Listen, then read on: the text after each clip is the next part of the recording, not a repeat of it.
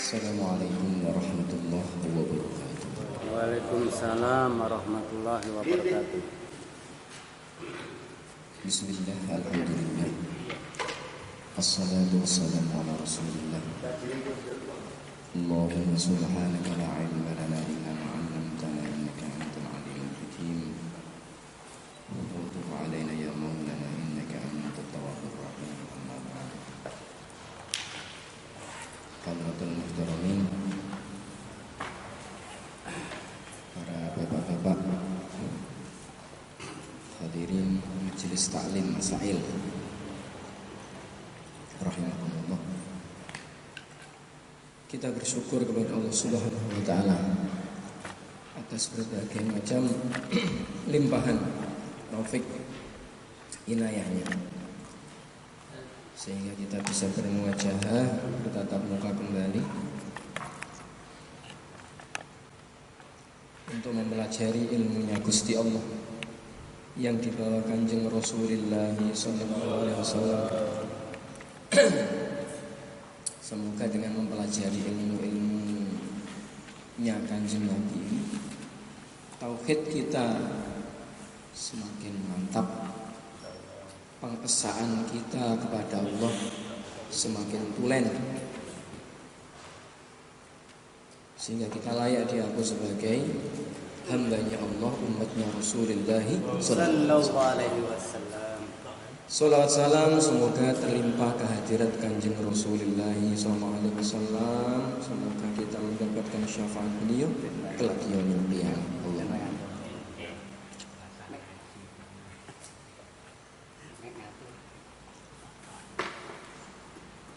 Sebelum kita melanjutkan materi, sedikit berbincang terkait dengan manfaat kedudukan posisi akidah bagi diri kita. Sholat itu diwajibkan waktunya tertentu: subuh, zuhur, asyar, maghrib, isya. Puasa diwajibkan dalam bulan tertentu, yaitu Ramadan. Zakat itu kalau seseorang telah memiliki satu nisab dan satu haul, zakat mal. Zakat fitrah diwajibkan ketika seseorang menemukan akhir Ramadan dan awal Syawal. Haji satu peribadatan yang pelaksanaannya adalah bulan Dzulhijjah. Jadi semuanya tertetapkan, terbatasi dengan waktu. Tetapi akidah, tauhid, keimanan ini harus wujud dalam hati 24 jam. Jadi seseorang itu baru beriman begitu aja, itu sudah amal. Baru iman gitu aja itu sudah amal yang luar biasa. Sebagaimana kalau seseorang itu kafir, itu juga sebuah kemaksiatan yang luar biasa. Jadi kalau ibadah selain keimanan itu waktunya tertentu, dan ketika ngamal itu harus disertai dengan iman, akidah yang lurus. Tetapi kalau akidah, keyakinan yang lurus itu harus ada 24 jam.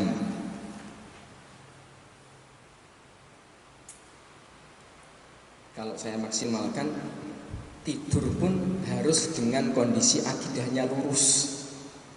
Kok pas tidur, akidahnya pas nggak lurus, dul dijabut malaikat, wah celaka.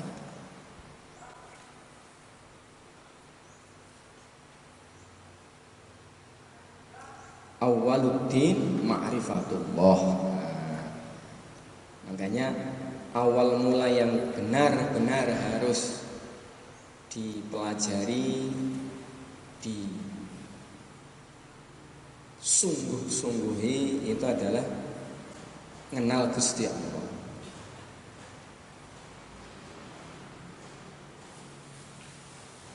Kalau di pesantren nanti ada tahapan setelah belajar akidah larinya nanti ke tasawuf. Tasawuf itu adalah pembeningan hati, penjernihan hati.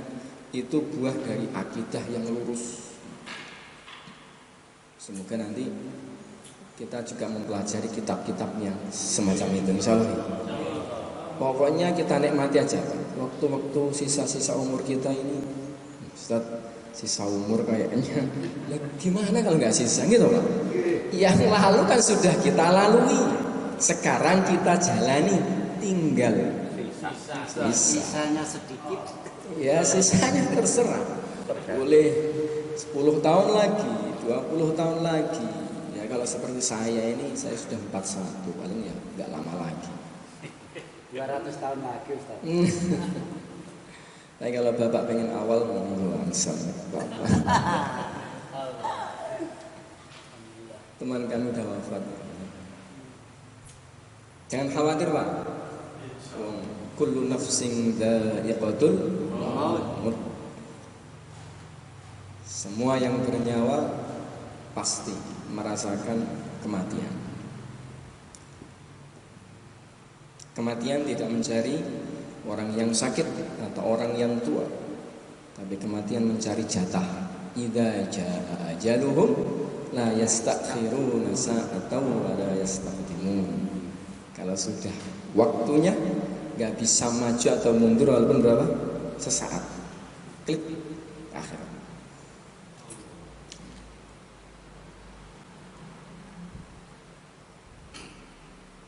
Nah, terus bagaimana supaya iman kita ini iman yang lurus, kemudian kita selalu siap menghadapi kematian? Berarti 24 jam akidah kita harus lurus, tidak boleh bengkok, tidak boleh melenceng, naik turun. Gini nggih. Ini sebuah bangunan ini. Ada tiang, ada tembok, ada pintu, ada atap. Oke, ini bangunan. Sempurna kita katakan sebuah bangunan. Cuma bangunan ada yang enggak semegah ini. Dari gubuk. Reot tapi gubuk tapi berbentuk bangunan, namanya bangunan gubuk reot.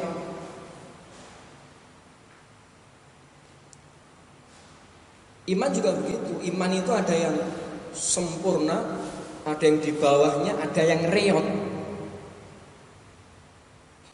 Kita yakin pada Allah. Allah memiliki sifat wajib berapa? 20 sifat wajib. Mustahilnya 20, jaiznya 1.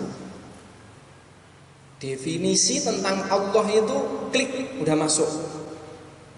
Berarti keimanan kita ke Gusti Allah ini sempurna. Ibarat rumah, ya benar-benar rumah. Ya cuma terkadangan full, terkadangan ketika terjadi tabrakan dengan permasalahan, mikirnya nggak langsung Gusti Allah dulu. Gimana ya? Bagaimana ini? Kira-kira ini itu dia di mana, kapan, gimana? Nggak langsung Allahu Akbar, nggak langsung Allahumma, tidak. Berarti apa ini menjadi kafir? Boten. Kita masih iman, cuma kadarnya itu, baterainya itu agak gitu. Jadi, kedudukan pembelajaran kita di sini ini bagaimana supaya penyempurnaan komponen konstruksi bangunan keimanan kita itu sempurna. Misalkan tiangnya itu benar-benar sudah ada tiang, kemudian kita kokohkan tiangnya. Oke, kita udah ngerti ini ada dinding keimanan kita kokohkan. Ada atap, oke, atapnya kita kokohkan dengan mudzakarah semacam ini. Oh, jadi Allah itu begitu loh, nggak seperti yang saya kira selama ini. Karena ini akidah itu kayak kita mau mendefinisikan Allah itu gimana ya? Terus sikap bagaimana ya? Nah, kita ingin begitu loh Pak. Jelas aku ini diciptakan Gusti Allah. Benar apa orang? Benar enggak kita ini diciptakan Allah? Oh berarti ini wujud. O-nya ini biar semakin kalau O semakin besar berarti maknanya bangunan kita ini kokoh. Nah, gitu. Makanya Nyun Sewu kalau kitab ini saya pelajari di kelas 1 dulu. Kukira ya hanya ini, ternyata enggak. Sampai sekarang saya ngaji Dasuki, kitab istilahnya tertinggi dalam tataran tauhid yang kita pelajari untuk mengenal Gusti Allah di Al-Fatah ini. Itu pun juga enggak terlepas dari ini, Pak. Bahkan apa yang saya sampaikan ke panjenengan itu merupakan rangkuman dari kitab yang tebal yang tak pelajari namanya Dasuki. La quwata illa billah. Masyaallah. Jadi ya tetap itu tiangnya, tetap itu pagarnya, atapnya kita kokohkan, kita hiasi, kita perindah sehingga kita ini menghadirkan ketauhidan di hadapan Kanjeng Rasulullah, di hadapan Allah Subhanahu wa taala itu sempurna gitu. Salah ya, Pak?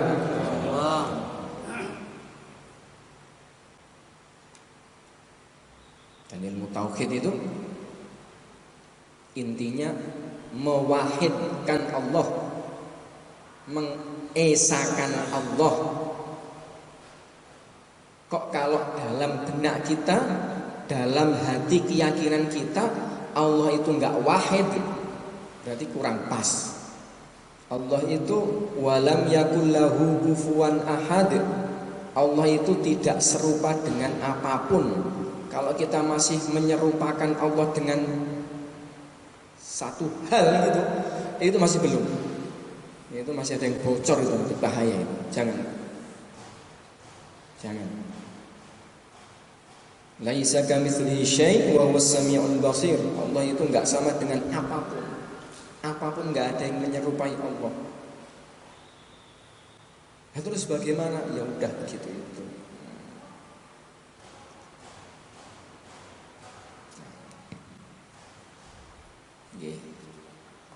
Sedikit mukadimah tentang kedudukan tauhid dibanding dengan amaliyah yang lain dan bagaimana kita bisa bersikap dengan ketauhidan kita. Kita lanjutkan materinya. Kemarin membahas mengenai para rasul. Halaman 8 ya Pak.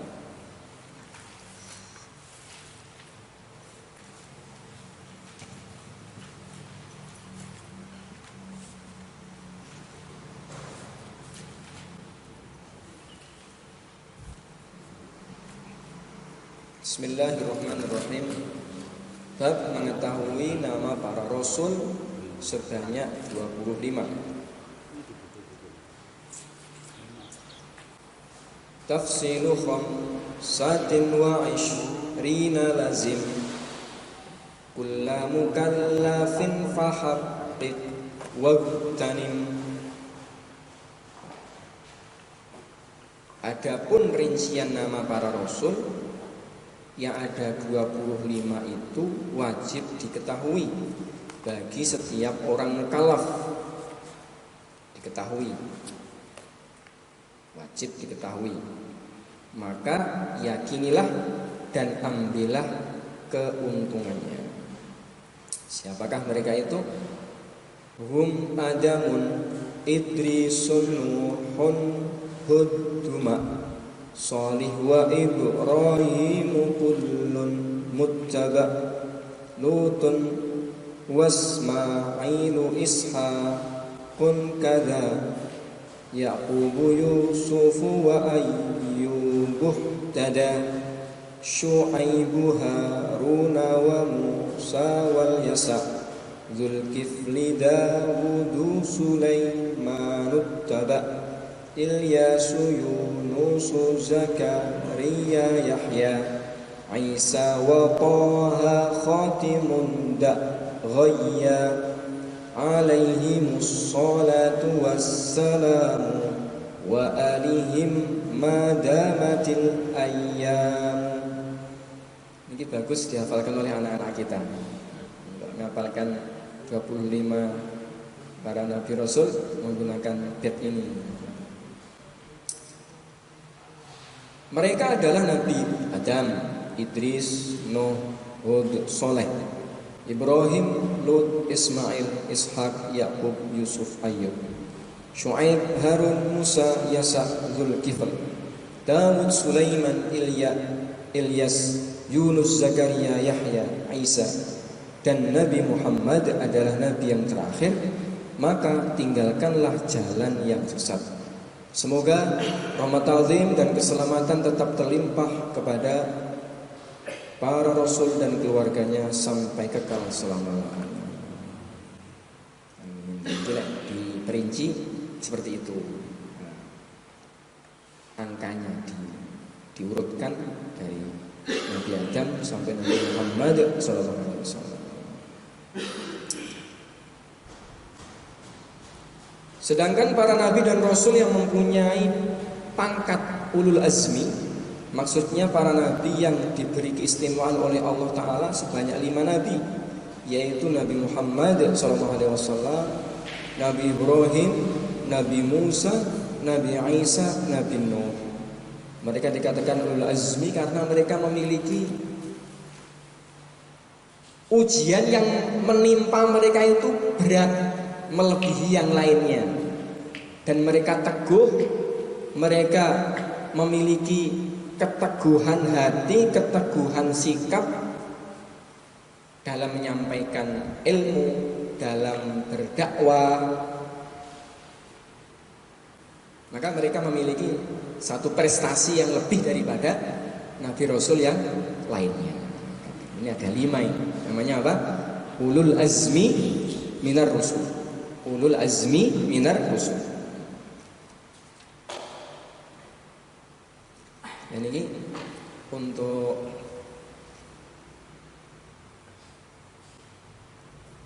mengetahui kisah masing-masingnya ini bisa nanti membaca kitab-kitab kisah Nabi 25 itu.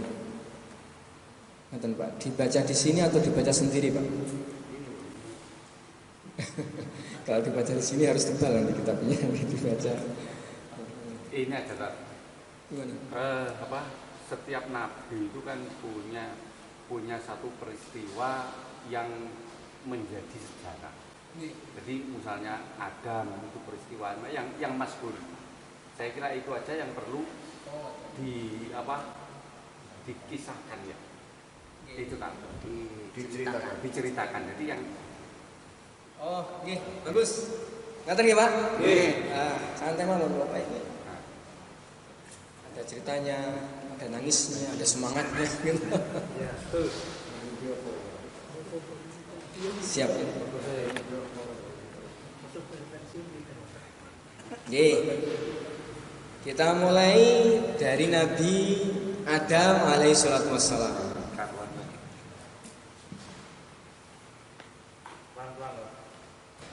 Iya.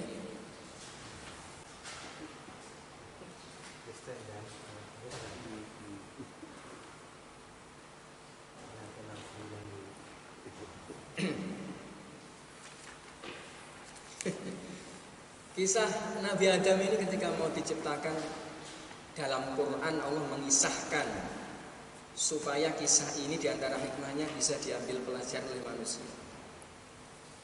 Wa idh qala rabbuka lil malaikati inni ja'ilun fil ardi khalifah qalu ataj'alu fiha man yufsidu fiha wa yasfiku ad-dima' wa nahnu nusabbihu bihamdika wa nuqaddisu lak Qala inni a'lamu ma la ta'lamun. Allah berfirman, aku akan menciptakan Adam. Para malaikat ketika ini jadi malaikat itu mereka sudah wujud lebih dulu daripada manusia. Iblis itu lebih dulu daripada malaikat. Sehingga ada yang mengisahkan malaikat itu ya iblis itu ya termasuk gurunya malaikat, seniornya malaikat gitu. Begitu. Di penduduk surga iblis itu juga ahli surga dulu. Maka Allah berfirman, wa idz qala rabbuka lil malaikati inni ja'ilun fil ardi khalifah. Aku ingin menciptakan khalifah di muka bumi ini. Maka malaikat berkomentar, qalu ataj'alu fiha may yufsidu fiha wa yasfiku dima. Apakah engkau akan menciptakan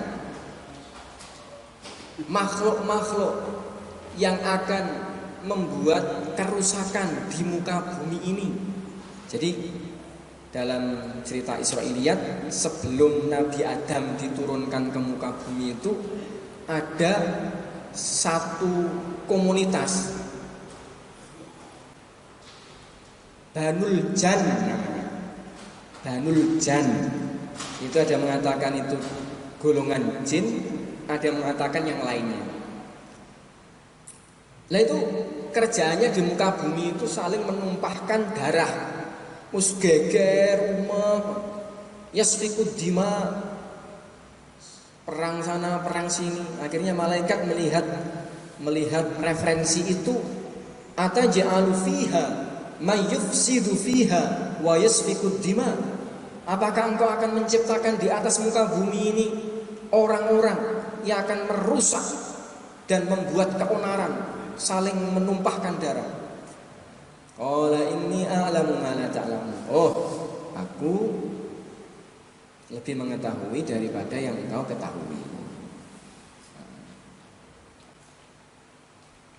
Kemudian ini kan di sini malaikat memberikan komentar yang isinya itu manusia ini apa? Manusia. Wa 'allama Adam al-asma'a kullaha thumma aradahum ala ila وعلم آدم الأسماء كلها ثم عرضهم إلى الملائكة فقال أنبئوني بأسماء هؤلاء إن كنتم صادقين قالوا سبحانك لا علم لنا إلا ما علمتنا إنك أنت العليم الحكيم قال يا آدم أنبئهم بأسمائهم فلما أنبأهم بأسمائهم قال ألم أقل لكم إني أعلم غيب السماوات والأرض وأعلم ما تبدون وما كنتم تكتمون. Akhirnya Nabi Adam ini diajari mengenai nama-nama, asma. Ini namanya ciduk, namanya piring, namanya gelas, nama-nama benda-benda. Itu dikasih tahu, Nabi Adam dikasih tahu. Malaikat sebutkan, ini apa? Qalu subhanaka la ilma lana. Ya Allah, ya maksudnya engkau kita enggak tahu kecuali apa yang engkau ajarkan ke kita ya Allah. Dan model-model ini kita enggak diajari apa namanya.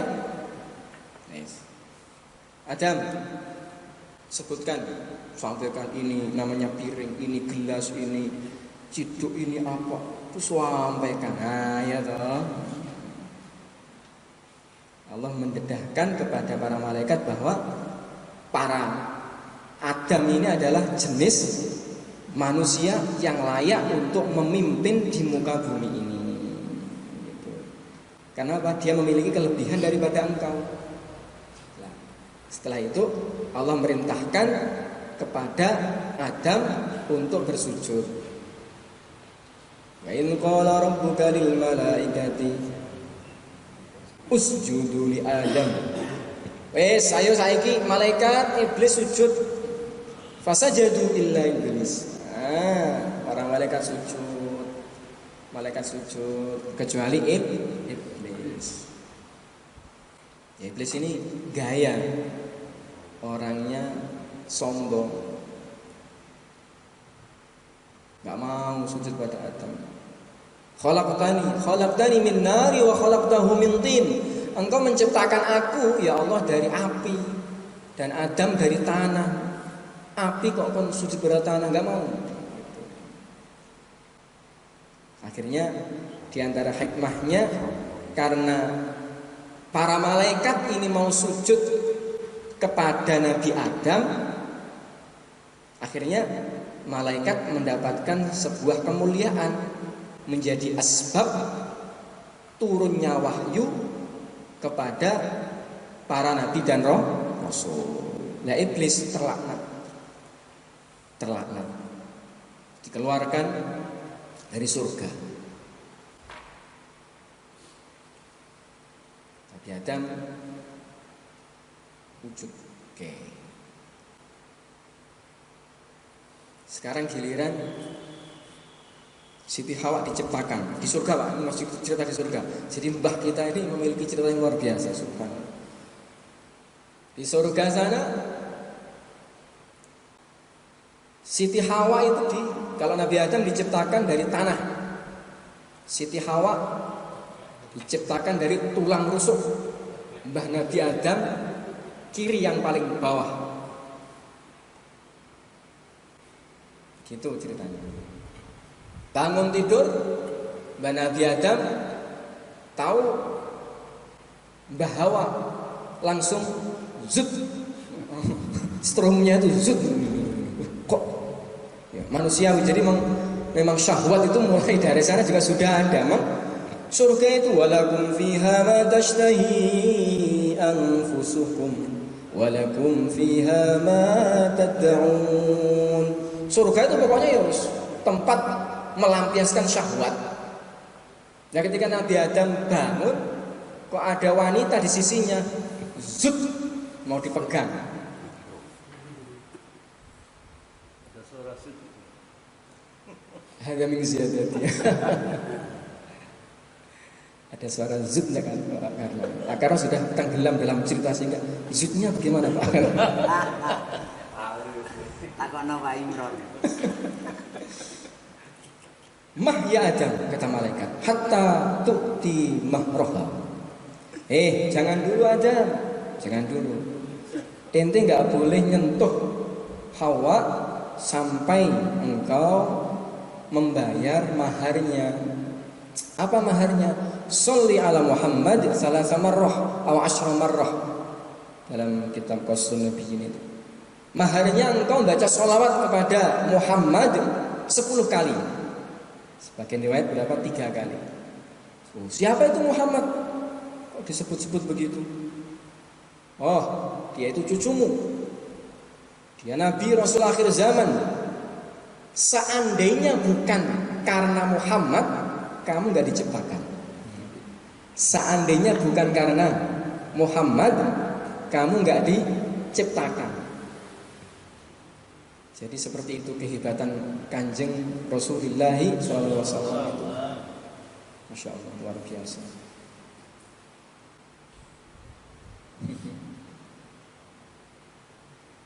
Kaliyaku di bainal hajar, seperti batu yakut intan permata di tengah batu koral. Kanjeng Nabi akhirnya baca sholawat, nah, kemudian baru halal.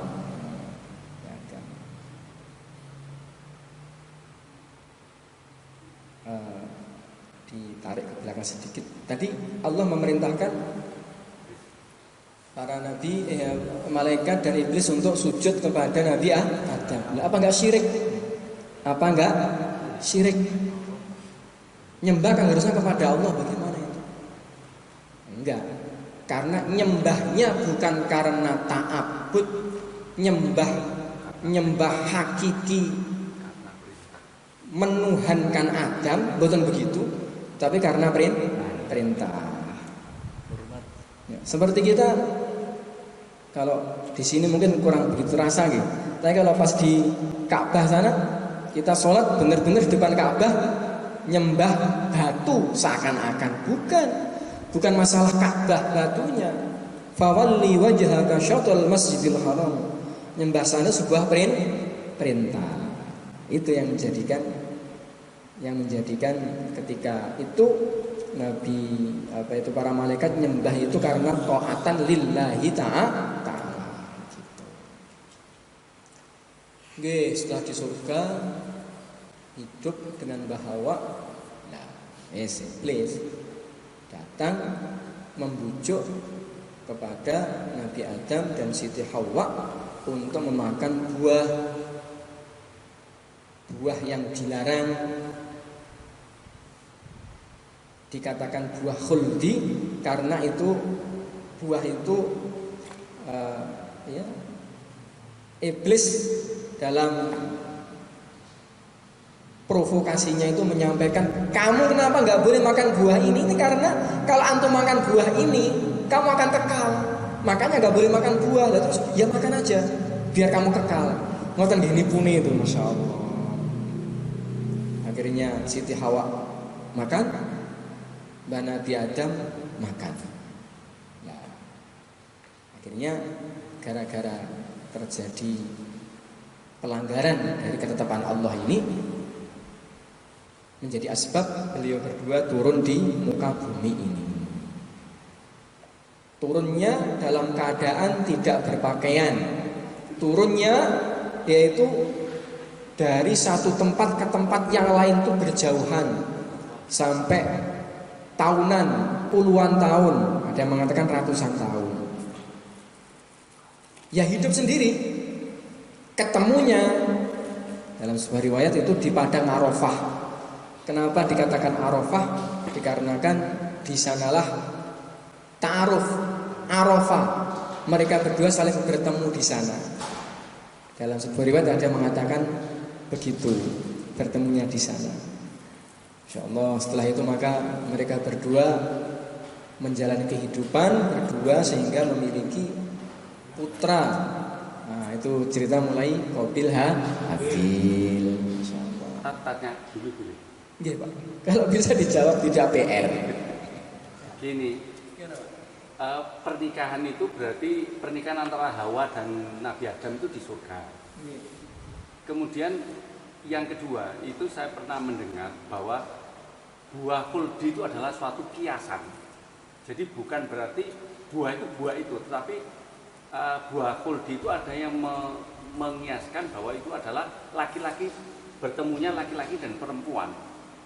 Ini dalam satu cerita ada ulama yang jadi sepertinya laki-laki dan perempuan itu, sehingga buah khuldi itu dikiaskan seperti itu. Itu tak, terima kasih. Ya, yang pertama nikahnya di surga. Bahkan Qabil Habil itu ya termasuk awal-awal anak yang turun di dunia, termasuk La'al Swaf yang pernah menceritakan itu ya. Prosesnya pun itu di surga gitu. Nah, kalau misalkan buah khuldi tadi dikatakan sebuah kiasan, saya baru dengar ini. Kalau yang saya ketahui itu memang buah khuldi, sebuah buah gitu, yang itu dilarang untuk dimakan. Memang ada zat buahnya gitu. Kalau kiasan dua orang yang bertemu tadi mungkin itu adalah buah itu kalau dimakan akan menjadikan berakibat sebuah tindakan pada beliau berdua. Itu kalau maka keduanya sudah makan, kalau hanya satu masih belum. Maka ketika itu Siti Hawa yang makan dulu masih belum ngefek. Tapi ketika Nabi Adam juga ikut dahar, barulah itu timbul efek, akhirnya diturunkan ke dunia. Itu yang saya ketahui begitu. Nanti bisa dicarikan ayatnya misalnya. Artinya buah khuldi ada pohonnya, ada buahnya. Ada buah khuldi. Nggih. Memang ada zat buahnya begitu. Berarti itu yang dilaknatkan. Nggih. Ada permintaan apa untuk langsung iblis menggoda manusia sampai sekarang? Nggih. Dan itu diizinkan pada Allah Taala.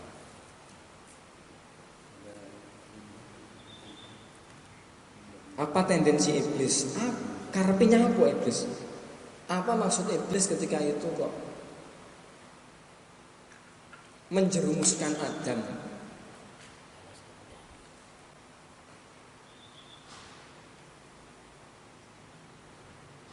Karena iri, karena hasad, karena sombong, gitu.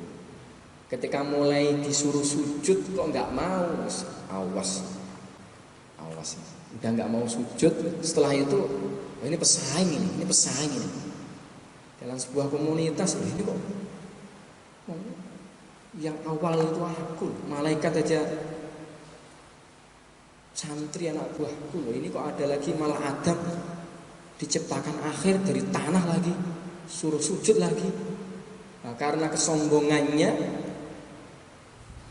karena kedengkiannya, karena merasa Adam diistimewakan, akhirnya pengen untuk mengusik ketenangan Adam. Setelah Nabi Adam ke muka bumi, iblis pun izin kali Gusti Allah untuk mengganggu. Oleh Allah diizinkan, illa yaumi yub'atsun, tapi illa min ibadikal mukhlasin. Diizinkan tetapi hamba ikhlas enggak bisa. Yaitu karena dendam. Nabi Adam ke dunia masih belum cukup, pokoknya sampai anak turunnya mau tak sesatkan. Aku dinas di neraka enggak apa-apa iblis, tapi aku akan ngajak umat Adam ini, anak-anak turun Adam ini juga akan aku ajak masuk ke neraka. Saking sombongnya begitu. Jadi karena iblis itu dinas masuk neraka dan gak mau sendirian, akhirnya minta izin untuk menggoda anak manusia dan diizinkan Allah Ta'ala. Tetapi ada catatan, orang yang ikhlas tidak akan mampu diselewengkan oleh iblis laknatullah alaih. Lah apa hikmahnya? Ya Allah pengen begitu gitu. Ceritanya anak manusia itu seperti itu. Banyak Ya. iblis yang terlaknat itu iblis yang dari nenek moyangnya iblis sebelum Nabi Adam, atau yang setelah terlaknat yang menggoda Nabi Adam itu? Iblis yang itu, jadi ini kalau ngomong gaib ini repot. Iblis yang itu, lah iblis kan punya tim. Iblis ini punya tim, ada tim. Lah nanti iblis ini punya tim. Kemudian di sini ada manusia, ada jin. Manusia yang tipu daya iblis, maka dia menjadi syaitan. Manusia yang tertipu dengan iblis, dia menjadi syaitan. Makanya qul a'udzu birabbin nas, malikin nas, ilahin nas, min syarril waswasil khannas, alladzi yuwaswisu fi sudurin nas, minal jinnati wan nas. Memang setan itu ada dari golongan manusia dan jin yang mengikuti tipu daya iblis, begitu. Jadi ini iblis yang mana? Ini yang sesuai yang saya pahami ya. Iblis yang dulu pernah ganggu Nabi Adam dan timnya itu sampai sekarang ya seperti itu. Gitu. Lah adapun dari golongan jin dan manusia yang dikatakan syaitan adalah orang-orang jin-jin yang mereka memiliki perangai seperti iblis, tidak iman kepada Gusti Allah. Coba dua dulu Pak, monggo cerita sampai di sini Nabi Adam dan sebagainya, monggo dua. Insyaallah.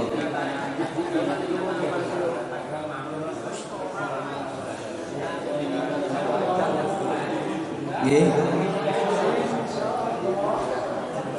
Jadi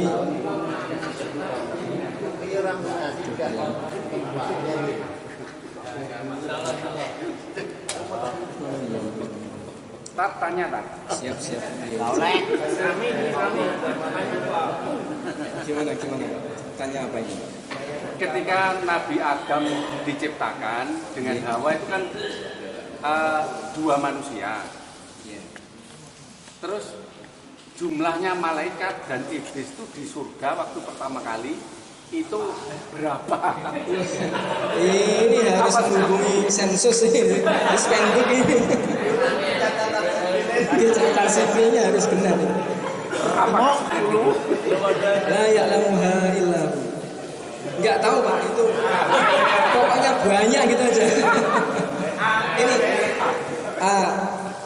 mau tak ceritakan tadi mengenai buah khuldi Pak, pertanyaannya sebelumnya saya jawab pertanyaan beliau mengenai jadi iblis itu sebelum malaikat diciptakan pun itu sudah punya aktivitas nyembah Gusti Allah, sehingga iblis ini punya prestasi ahli sujud, ahli tawaf di Baitul Ma'mur. Tidak ada satu jengkal tempat pun di surga yang belum disujudi iblis. Nyembahnya siapa? Nyembah Allah, belum nyembah Adam, belum gitu. Tapi ya gitu, mencelinya itu, errornya itu gara-gara disuruh untuk nyembah Adam, itu baru tampak kesombongannya gitu. Jadi kita belajar seperti ini, belajar akidah, belajar akhlak. Kalau masih di depan buku, depan kelas ini masih ini training untuk pemantapan fikir hati. Lainnya kalau pas ketemu dengan makhluk di luar sana, sabar ya Allah. Kemudian jadi belajar noto hati. Loh, berarti nggak tegas. Lain tegas dengan hati itu lain. Tegas ya tegas, tapi hatiku nggak merasa lebih baik daripada kamu. Sholat, jangan minum khamr. Mulutnya tapi itu ya Allah, jangan ya. Nah, begitu. Jadi dari sisi kita memberikan sebuah perintah, kita memberikan sebuah larangan, kita menyampaikan arahan, kita dipaksa tegas, ya tegas. Ketegasan itu syar'i, itu tuntutan.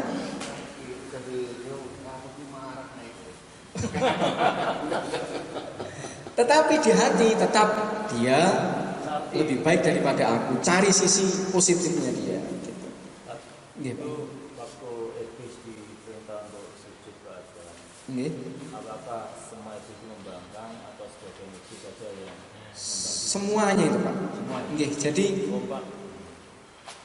kompak semacam itu, repot.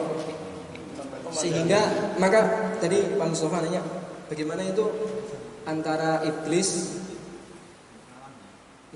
setan, kemudian jin itu bagaimana hubungannya? Singkatnya sementara tak sampaikan bahwasanya ada beberapa pendapat ulama, di antaranya bahwa iblis itu unsur daripada jin yang mereka itu dinas tidak akan iman sampai hari kiamat.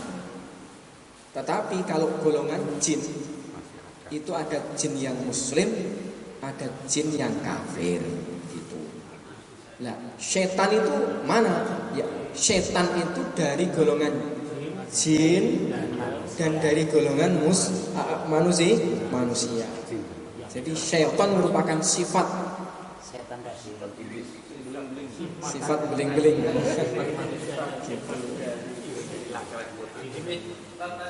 Nggih.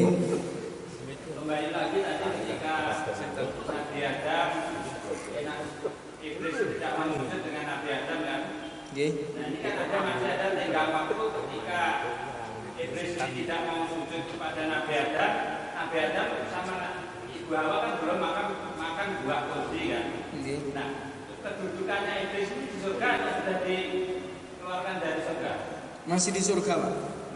Oke, masih di surga. Sehingga bisa menggoda. Terus kemudian ini, apakah perintah sujudnya itu sebelum makan buah khuldi atau setelahnya? Nah ini nanti saya harus cek lagi dalam kitabnya. Karena memang penjelasan ini adalah referensi dari hal-hal yang telah saya hafal, saya ketahui, dan kitab itu belum tak buka kembali untuk ini. Keperluannya kan baru lagi. Insya Allah untuk minggu depan kita lengkapi referensinya. Tapi di sini ada satu pelajaran yang penting yang memang patut kita ambil, yaitu bahwasanya sifat kesombongan iblis itu patut menjadikan sebuah pelajaran bagi kita untuk tidak begitu. Gara-gara sombong itu dia terlaknat. Jadi orang itu kalau sombong itu tidak akan mendapatkan kebaikan apapun.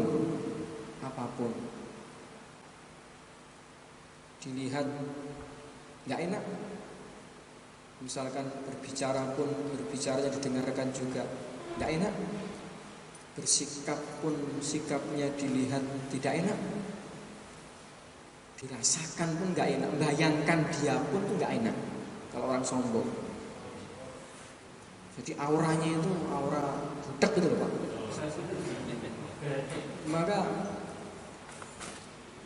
Maka penting kita ini hati-hati. Sombong itu sifat hati, penting. Sombong itu sifat hati, itu akhlak, ya. Adapun sikap dohir itu terkadang mewujudkan sikap hati. Gitu. Gimana? Ya begitu. Sombong itu adalah satu sifat hati yang merasa lebih baik daripada yang lainnya. Niku sifat hati. Tapi ya jangan terlalu baper, apalagi panjenengan Pak polisi, Pak tentara, Pak apa macam-macam gitu. Kemudian jangan gara-gara pengen tawadhu kemudian ada yang melanggar, oh iya enggak apa-apa, silakan tawadhu. Salah harus kamu gitu. Kamunya bukan karena sombong. Karena apa? Ini tugasku, ini syariat. Seperti saya misalkan di depan santri, ada santri buang sampah di pondok atau santri enggak masuk kelas, awas, tak takzir. Ya, saya bilang begitu. Walaupun saya sendiri terkadang juga keluar kelas. Contoh begitu. Terkadang saya pun masuk keluar kelas tidak tepat waktu. Tetapi kalau ada yang begitu saya harus menegur. Jadi berdakwah itu satu amalan, kita beramal sesuai yang kita dakwahkan itu juga satu amalan gitu. Ketawaduan itu sifat hati. Jadi belum tentu orang yang teriak-teriak nunjuk sana nunjuk sini kelihatan galak itu takabur, boten. Mungkin bahkan dia itu yang tawadhu. Sayyidina Umar itu kurang keren apa itu? Keren banget itu.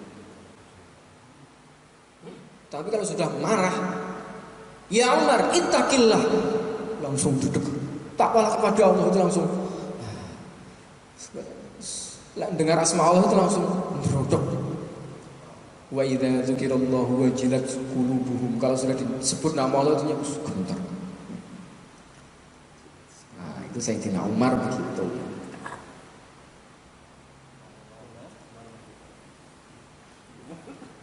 Yang lemah lembut, yang takabur juga ada.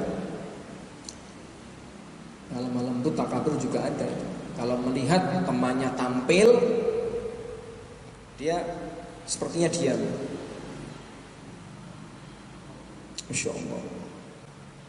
Kan kayaknya kan sikap orang yang aman bagi yang lainnya gitu. Tetapi di hati dia itu ada syek. Ternyata cuma begitu kemampuan kamu. Kenapa enggak saya? Itu udah merasa lebih baik daripada yang lain walaupun mantuk-mantuk. Jadi benar-benar yang namanya takabur itu sifat hati. Tawadhu itu sifat hati. Onji, ini belum tentu tawadhu loh ini. Makanya kita belajar. Ketika kita diam kita dengan tawadhu.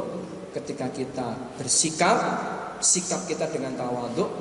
Sikap dan diam, berbicara, teriak, menduding sana, duding sini, ngatur sana sini atau diatur sana sini, diam. Ini semua adalah sifat syar'inya. Adapun hatinya tetap merasa aku ini tidak lebih baik daripada yang lain. Itu hatinya ayam itu, ayam los. Ini bentuknya. Oh, kenapa? Dibayangkan untuk apa? Iya, maksudnya enggak ya, bayangkan. Untuk apa? Kalau membayangkan Allah biru, tidak sama dengan makhluk. Membayangkan iblis. Kalau iblis enggak masalah. Kalau iblis itu makhluk kok. Dan itu memang dijelaskan ciri-cirinya. Di antaranya punya tanduk, begitu, terbuat dari api dan semacamnya. Membayangkan enggak masalah. Makanya dalam gambar-gambar pun digambarkan seperti itu, enggak apa-apa. Anjing punya tanduk, Pak. Nanti kita kapan-kapan lihat bareng. Itu wujud aslinya. Wujud aslinya punya tanduk. Anjing ada hadisnya juga. Kalau yang menyerupai itu mungkin ya mungkin tidak itu, Pak. Dari golongan jin yang mengatakan aku iblis. Itu bukan. Jadi dari golongan jin itu dia itu kadzab, banyak berbohong. Sehingga kalau ada orang kesurupan dia ngomong macam-macam, enggak usah terlalu begitu diiyakan. Itu biasa menimbulkan fitnah. Aku yang dulu sama. Iya, oh itu. Gimana Mas? Iya. Mungkin PR ya Pak. Tahun minggu depan nanti tak carinya dulu. Ini apakah kehidupan di surga itu antara malaikat, iblis, manusia itu bisa berinteraksi ngopi bareng atau gimana itu? Ini saya belum tahu. Seperti apa nanti, coba tak lihat di kitabnya, semoga nanti ada gitu. Wa ma khalaqatul jinna wal insa illa liya'budun. Jin dan manusia pun juga ada yang masuk surga, juga ada yang masuk neraka. Ada. Mereka juga mukallaf, tertaklif, terbebani hukum syar'i seperti manusia. Pak Fauzinya ini sakit.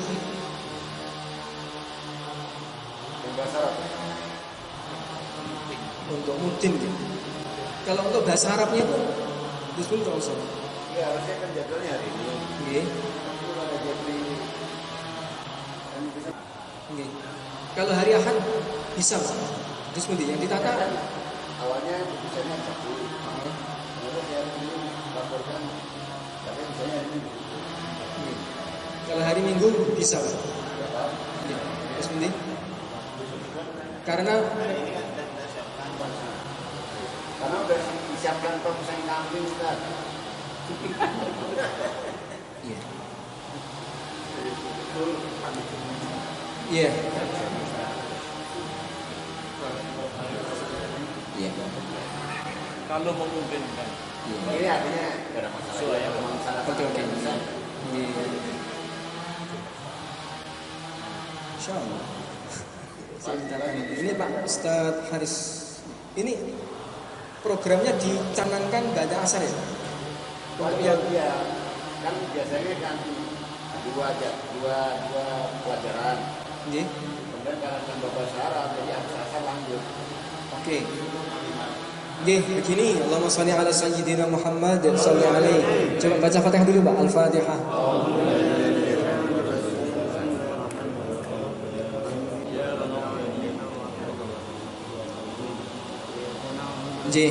Jadi begini Kak Guzari. Ini setelah saya kan Ustaz Fauzi nggih. Ustaz Fauzi beliau sakit nggak bisa masuk. Saya suruh badali. Aslinya saya punya jam di sana, tapi nggak apa-apa. Saya bersama dengan Anda nggak apa-apa. Gitu. Lebih saya pentingkan daripada yang penting, masya Allah. Karena jenengan luar biasa, subhanallah. Iya, saya ingat Romo Kiai Uzair, beliau mengatakan orang amali itu mutiara. Kenapa? Karena kalau santri-santri itu mereka nanya itu masih andai kalau bagaimana ya. Tapi kalau orang-orang amal itu diamalkan, tanya misalkan nanya ilmu difahami dan diamalkan dan didakwahkan. Dan dari setiap daerah nggak banyak. Itu almarhum pernah menyampaikan begitu mafhumnya. Maka insya Allah nanti untuk setelah ini langsung mungkin saya lanjutkan jamnya Pak Fauzi gitu. Oke, seandainya program bahasa Arabnya nanti pun juga saya yang bawakan sementara. Gini maksudnya, pertanyaan saya adalah apakah harus ba'da ngasar?